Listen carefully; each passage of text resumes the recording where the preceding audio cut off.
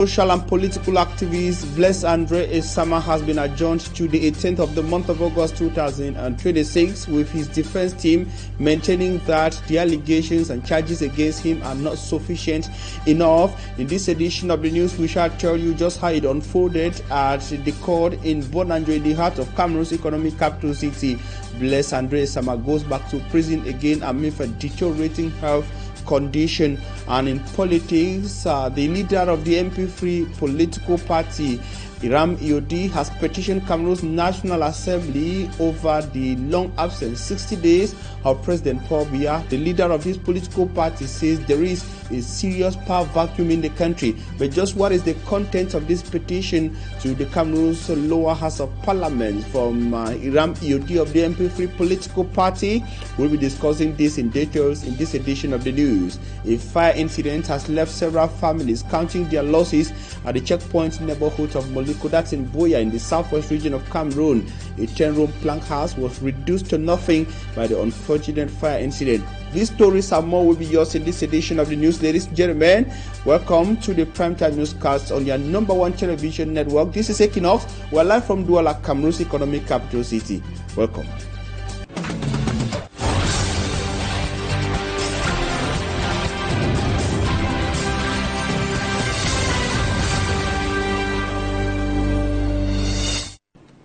Now, you made the right choice to be connected to the best of television network across Cameroon and the Central African sub-region. We are live from the largest city on the sub-region, that is the city of Douala. It is Equinoxe Central News Desk. Now, we're starting on human interest to say that a fire incident has left several families counting their losses at the checkpoint neighborhood of Moliko, that's in Buea, chief town of the southwest region of the Republic of Cameroon. The 10-room planked house was completely destroyed on Saturday, August the 8th, with tenants of the house suspecting the blaze may have started after an electricity problem.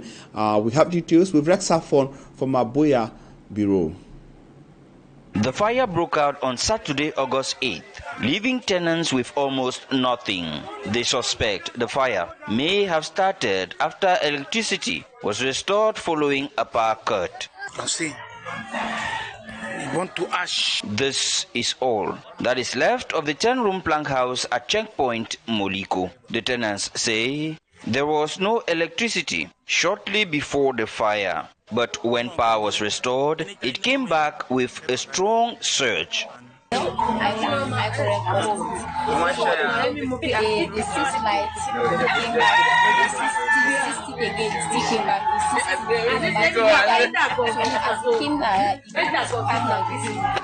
The exact cause of the fire has not yet been officially confirmed, but for those who lived here, the loss is clear. Clothes, household items, documents, and other personal belongings all destroyed.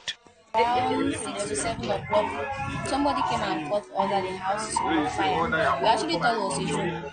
Definitely for us to run from the bed to the house, we saw that it was reality. Everything was on fire, everything. The incident has once again raised concerns about power cuts and what happens when electricity suddenly returns. For these families,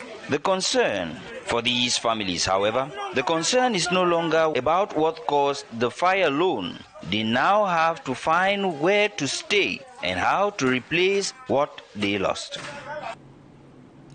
And we stay in human interest to say that Cameroon's political capital city, that is the city of Yaoundé, is struggling under the weight of its garbage, despite renewed efforts from the city council to clean up the capital city of Cameroon, with overflowing bins and waste spilling onto the road stretches across the city. Residents are questioning whether the latest one-time week collection drive from the city authorities is a thing of not to be trusted by city dwellers. They are also asking where it has gone to that Yaoundé is gradually becoming a waste dump site. We have details with Innocent. Deployed by the Yaoundé City Council, teams are combing through neighborhoods to collect garbage from streets and residential areas. Le système actuel est celui de... The current system involves collecting waste and transporting it to the landfill. Operators contracted by the Yaoundé City Council collect waste directly from producers. Associations also carry out pre-collection under the supervision of subdivisional councils before taking the waste to collection points, where waste collection companies pick it up. The collection is carried out once a week, particularly on Fridays. The operation, initiated by the City Council, is aimed at tackling urban squalor by clearing Yaoundé of accumulated waste. What is being done today is part of the Yaoundé City Council's efforts to improve waste management. We are working closely with neighborhoods and the different stakeholders to establish a platform that will ensure better coordination and consistency in these efforts. But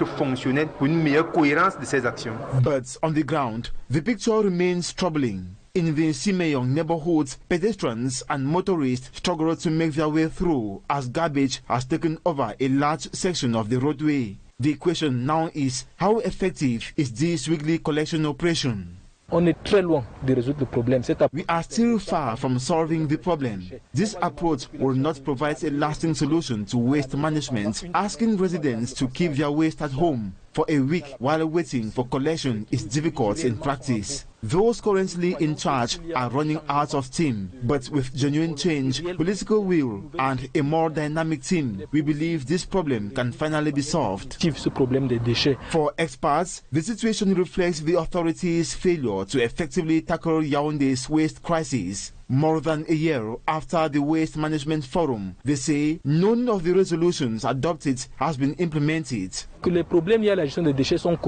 problems of waste management are well known. They are not new. We did not need a forum to sit down and find solutions. There is currently a lack of coordination in waste management involving the ministries of urban development, environment, and even territorial administration. One of the resolutions was to educate the population.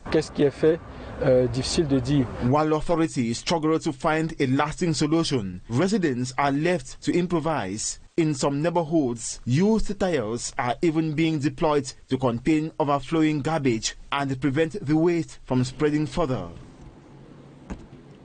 And as you got in our top stories, the trial of Cameroon's detained political and social activist Blaise Andre Esama has been adjourned to August the 18th, 2026, with his defense lawyers maintaining that the allegations against him are not backed by sufficient evidence, while calling for his provisional release on health grounds. Immaculate Fogo reports on the deliberations made at the court in the city of Douala today.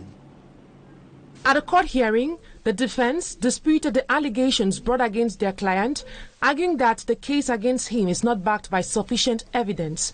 His lawyers maintained that the court must rely on evidence and testimonies in reaching its decision. Today we presented our last submissions, and of course we listened to the submissions of the government commissioner who started first. And in her submissions, it was very evident that she lacked all the necessary elements that constitute the crimes that were being alleged against our clients. So in criminal procedure, you must have the mental element, which is the actus reus, and the the mental element, which is the mens rea, and the actus reus, which is the material element. The defense also pleaded for the provisional release of Andre Blaise Esama. Barrister Asong Michael pointed to his client's severe diabetes, arguing that his health requires proper medical attention. With regards to his health, he's a diabetic and he has a diabetic foot. So we mentioned that so that the judge would take into consideration his illness and try to make things expeditive. The lawyers further maintained that Esama Blaise has done nothing to justify his continued detention and should therefore be released while the trial continues. The judge has adjourned the case of Cameroon activist Esama Blaise to the 18th of August. His lawyers at the moment are hoping that they are going to get a favorable response from the judge himself. Reporting live from the Douala Military Tribunal, we are Immaculate Fogwe, sitting for Equinoxe Television. Thank you, Immaculate Fogwe. It is important to note that the activist Blaise Andre Esama was arrested just after the presidential election of 2025 in Cameroon. And of course, in the tensions that followed the presidential elections in the country is still being held at the New Central Prison in the city of Douala. Now, we're staying on politics to say that Hiram Yaoundé, leader of the MP3 political party, has petitioned Cameroon's National Assembly, that's the lower house of parliament, regarding President Paul Biya's 60 days absence from Cameroon, citing a critical power vacuum. Yaoundé demands that the parliamentarians in Cameroon trigger a vacancy of power through the Constitutional Council and implements legislations limiting a president's term abroad or whatever time the president has to stay out of the national triangle. We have details with staffman Babila Jonathan. Opposition leader Hiram Samuel Yaoundé has petitioned the Cameroonian parliament to declare a power vacuum, citing President Paul Biya's over 60-day absence. The petition demands immediate parliamentary action to address the president's undefined incapacity and calls for legislation restricting the length of a president's time out of the country. The latter demands an extraordinary parliamentary session to address the state's continuity. The move comes exactly 60 days after the civil cabinet at the presidency of the Republic announced President Paul Biya's departure for a short private stay in Europe on June 7, 2026. The MP3 party leader warns that the situation threatens multiple sectors of the country. According to the MP3 party, it fears severe rumors and succession rivalries at the top of the state, damages investor confidence, heightens sovereign risk perceptions, and threatens the chain of command, while Cameroon faces active security challenges along its borders and in the north, west, southwest, and far north regions. He urges Parliament to establish a clear constitutional framework and duration threshold for presidential stays abroad. The petition also demands that the government officially accounts for how executive decisions are currently being made. The MP3 party asks lawmakers to evaluate conditions to trigger the Constitutional Council to officially declare a vacancy of power due to permanent incapacity. The party insists this is not a partisan attack, but an urgent call to replace political rumors with constitutional law. Babila Jonathan now reporting there. Now, away from that, we talk security to say that gendarmerie officials in Cameroon have arrested a suspected fake military captain that's in the Jarengol neighborhoods of Marwa Free, where in the Diamare division of the Far North region of Cameroon during an operation carried out on August 7, 2026. The 45-year-old suspect was found with military uniforms, weapons, and other security equipment allegedly used to intimidate and extort members of the Cameroonian public. A woman suspected of complicity was also arrested as gendarmes moved to uncover the wider network. Innocent Azze is the man on that story. Laid out before gendarmes are military uniforms from different corps, caps, belts, rangers, bags, and insignias bearing different ranks. There are also a pistol and ammunition, handcuffs, communication gadgets, mobile phones, and laptops. These equipment were discovered during an operation at the residence of 45-year-old Jean-Pierre in Marwa 3 subdivision. The suspect claims he found the B bag containing the military uniforms and other items along the Mora Road 3 years ago, insisting that he had no intention of using them to harm anyone. The operation was coordinated by the commander of the Far North Gendarmerie Legion.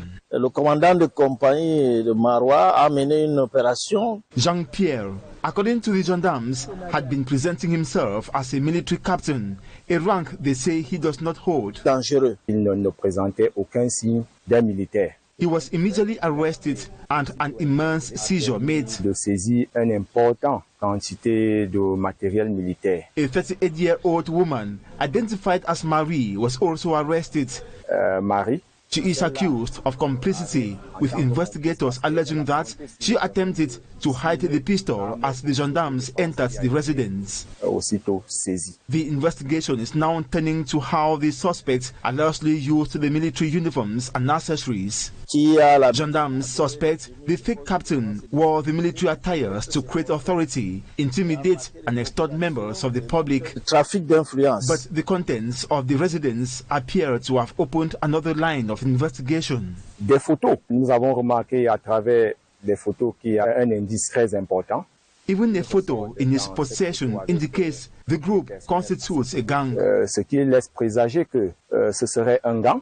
The photograph is reportedly one of the elements prompting suspicions that Jean-Pierre may have not been operating alone.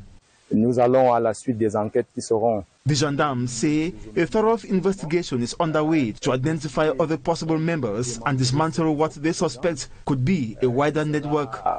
Ainsi présenter acquis le droit pour répondre à leurs actions. Aux malfaiteurs, je leur dis qu'ils n'auront plus de sanctuaire pour se cacher. The gendarmes warn those using military identities to commit crimes, promising they will be pursued and presented before the law.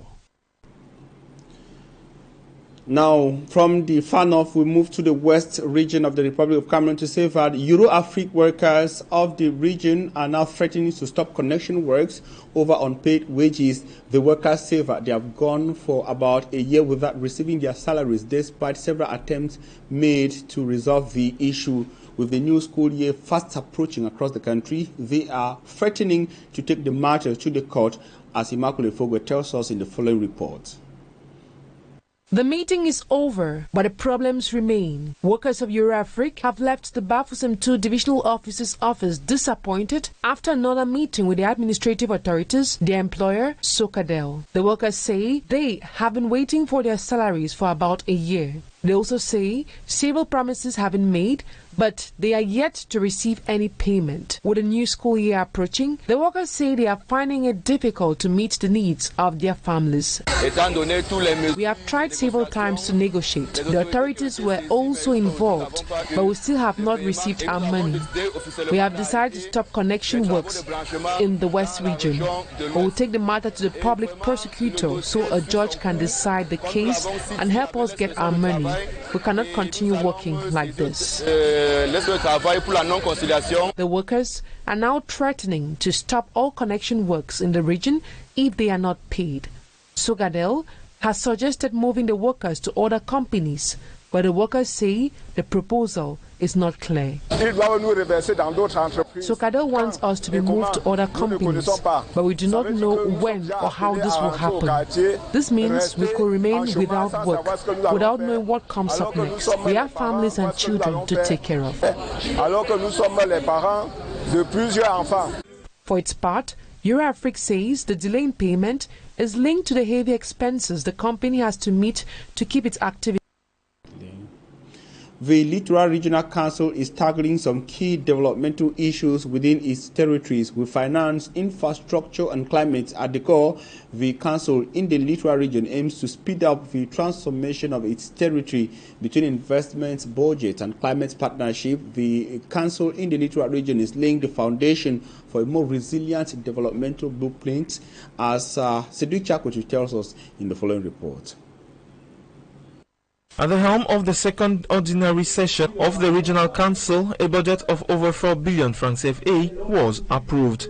This envelope aims to address the urgent needs of the population while strengthening the sustainable management of local ecosystems. Climate governance today, it's something we must consider. We must mainstream it in our development initiatives. And knowing what the regional council is doing in terms of infrastructural development, in terms of socio-economic development for sectors that are highly sensitive to climate risk, climate impact, our role will be to accompany the council, the regional council, to mainstream climate considerations to better help the region to adapt to the different impacts of climate change. The opening of this session was also devoted to the installation of the newly appointed officials within the administration of the Littoral Regional Council. En ce qui concerne les infrastructures, comme vous le savez, il s'agit principalement des routes et notamment des routes régionales qui font partie de nos compétences. The Paris Accord, in its Article 6, gives room for project proponents to develop projects and capture climate finance. Our role will also be to assist the Regional Council in developing such activities, such projects that can capture climate finance for the development of the littoral region. The signing of an agreement with the National Observatory on Climate Change will consolidate local actions, address significant challenges, better anticipate innovations in the littoral region.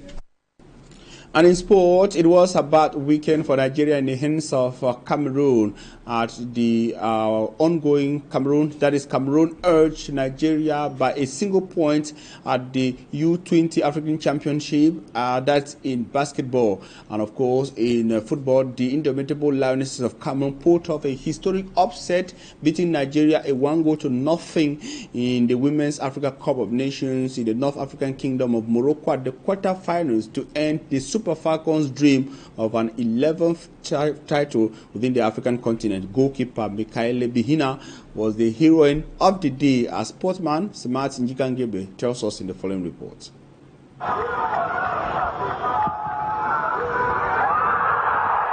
In the biggest upset, Cameroon's indomitable Lionesses knocked out 10-time champions Nigeria 1-0 in the quarterfinals. It was only the second time in 14 meetings that Cameroon has beaten the Super Falcons.